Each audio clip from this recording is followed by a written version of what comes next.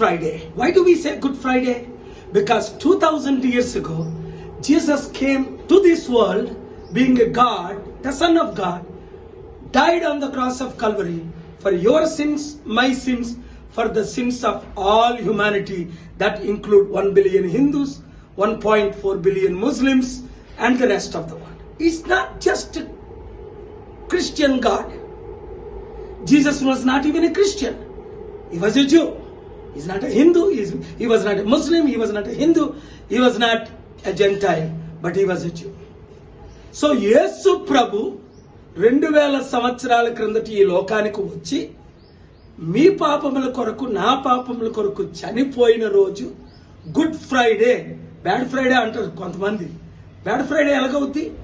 ఆయన కార్చిన రక్తము ద్వారా, ఆయన చిందించిన రక్తము ద్వారా మీ పాపములకు నా పాపములకు పరిహారం, రక్త ప్రోక్షణం అవశ్యం.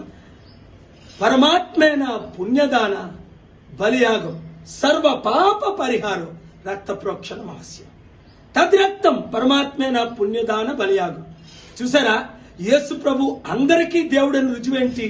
మానవులందరికీ 850 కోట్ల ప్రజలకు, 100 కోట్ల హైందవులకు, 140-50 కోట్ల ముస్లింలకు, 260 కోట్ల క్రైస్తవులకు, ప్రపంచ నాస్తికులకు కూడా.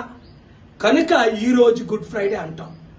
మీరు యేసుని నమ్ముకోండి, మతం మార్చకండి, రిలీజియన్ మార్చకండి, పేరు మార్చకండి. ప్రభువుని మీ హృదయంలో అంగీకరించండి. ప్రభు ద్వారా క్షమాపణ పొందండి, శాంతిని పొందండి, దీవెనల ఆశీర్వాదాలు పొందండి.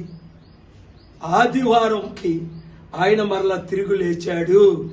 ఆ మెసేజ్ నేను సపరేట్గా ఇస్తాను. మీడియా మిత్రులందరూ ఈ వీడియోని షేర్ చేయండి.